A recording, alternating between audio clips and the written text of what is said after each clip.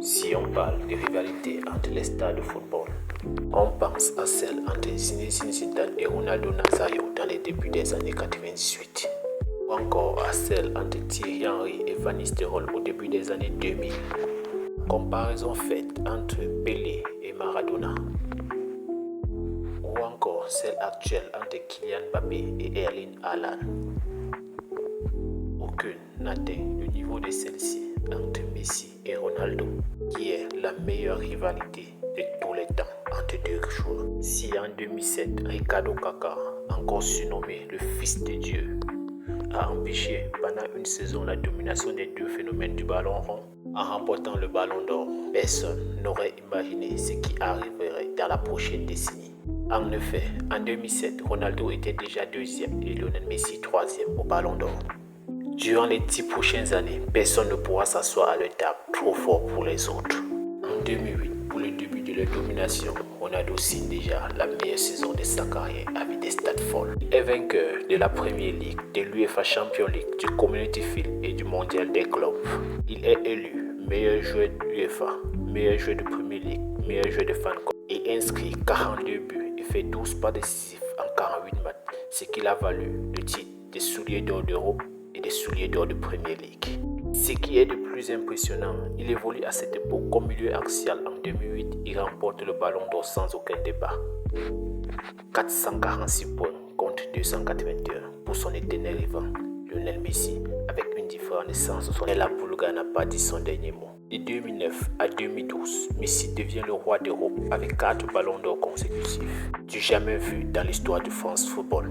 Même si certaines sont critiquées, ce que réalise la Pulga est phénoménal. Son ballon d'or de 2010 est le plus controversé. Pour beaucoup d'internautes, André Iniesta l'aurait mérité plus que Messi.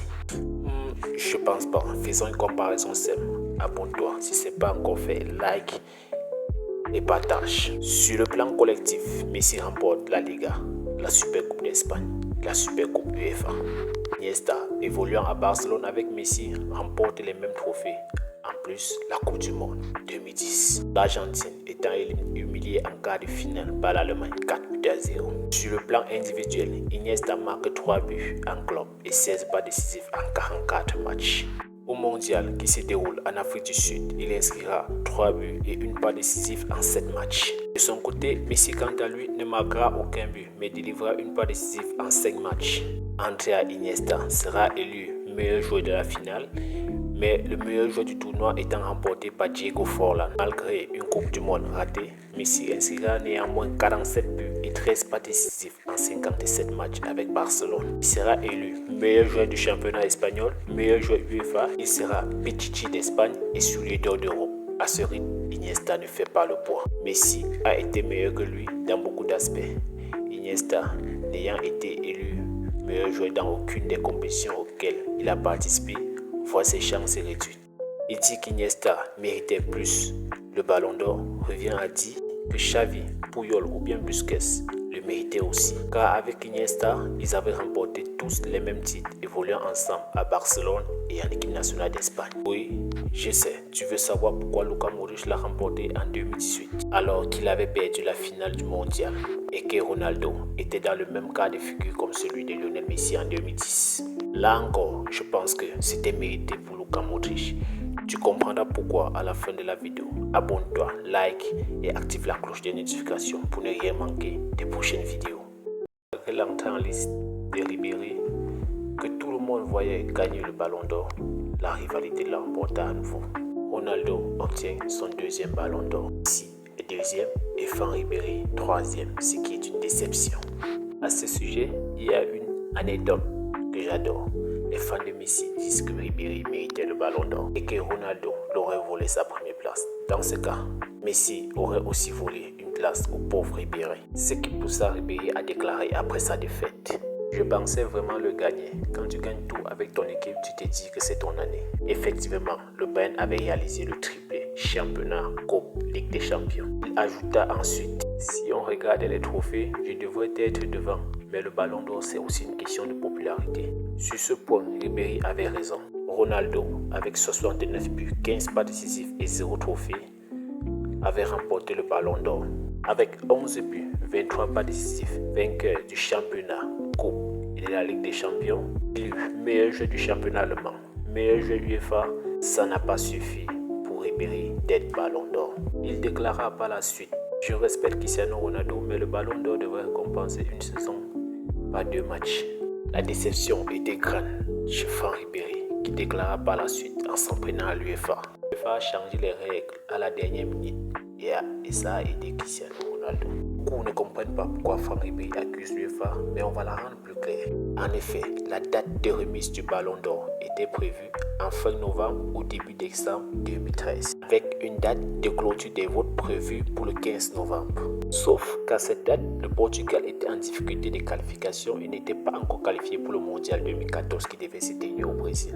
L'UEFA prolongea exceptionnellement le délai de vote jusqu'au 29 novembre 2013, et puis repoussa la cérémonie de remise du Ballon d'Or au 13 janvier 2014, ce qui permit à Ronaldo de capitaliser sur 2 matchs décisifs en barrage de Coupe du Monde 2014 face à la Suède.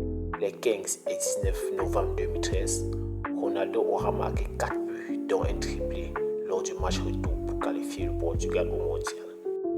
Durant ce match retour, Cristiano sortit un match de masterclass en Suède, écrasant la Suède de Zlatan Ibrahimovic sur sa pelouse. Ce match eut un impact considérable sur les votes du Ballon d'Or.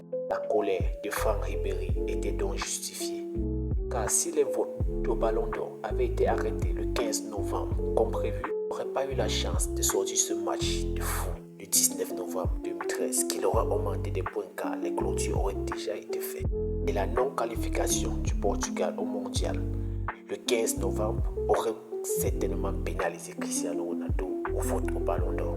Dans ce cas, Ribéry aura certainement été Ballon d'Or, ou alors aura été deuxième, peut-être derrière le goal Lionel Messi. Néanmoins, il n'y a que des grands joueurs qui savent saisir les opportunités qu'on les offre. Et Cristiano Ronaldo en était, parce qu'il a eu besoin de 188 minutes pour écrire son nom en première position du Ballon d'Or. Malgré ses 0 trophées, il avait 29 buts et 15 pas décisifs au cours de la saison. Le vote étant très serré, Cristiano 27%, Lionel Messi 24% et Franck Ribéry 23%, démontre à quel point ce Ballon d'Or de 2013 était une rivalité et qu'un match était un espoir. Après les critiques de 2013, les années suivantes sont aussi glorieuses, car en 2014, Ronaldo remporte son 3e Ballon d'Or avec 61 buts, 20 pas décisifs, dont 17 dans la Ligue des Champions. Ronaldo est au sommet de son art, car cette saison, il inscrira le but au total de buts jamais marqué à une édition de Ligue des Champions, 17 buts. Il sera vainqueur de la Ligue des Champions 2014, ce qui fera de lui le favori incontesté, car cette saison, Ronaldo est à son prime. Son éternel rival, Lionel Messi, quant à lui, marquera 58 buts et 21 pas décisifs. La 2e place sera justifiée. En 2015, Messi domine avec le trio MNS. Messi, Neymar, Suarez font trembler l'Europe. Puissance, dribble, précision, c'est un trio au sommet de la beauté du football.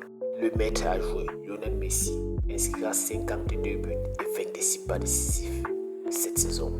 Cette saison, il remporte tout, Liga, Ligue des Champions et Coupe d'Espagne. Malgré une saison sans trophée collectif pour Cristiano Ronaldo, il inscrira néanmoins 57 buts et délivra 15 pas décisifs. Il sera élu Ballon d'Or, ce qui est complètement mérité au vu de sa saison. Avec l'entrée de Neymar en 3e place derrière Cristiano Ronaldo 2e, on se pose la question de savoir si les deux protagonistes continueront les tendances, car la montée en puissance de Neymar est sans équivoque.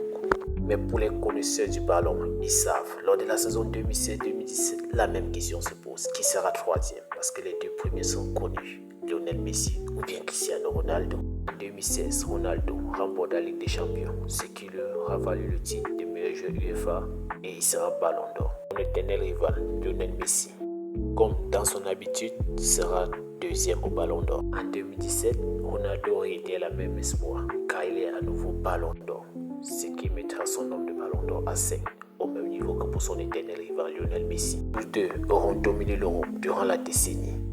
10 ans, 5 ballons d'or répartis entre deux prodiges. Le travail, la discipline en est leur atout fort. Les stats sont toujours aussi impressionnants. En 2018, quelque chose se produit. Modric, l'artiste de l'extérieur du pied, met fin à la domination des deux géants du football de la décennie. Cette saison-là, Ronaldo remporte la Ligue des Champions. Pour beaucoup de ses fans, il mérite le ballon d'or, car beaucoup prennent exemple sur le cas d'Iniesta en 2010. Mais sauf que cette fois, Modric a mis la barre très haute.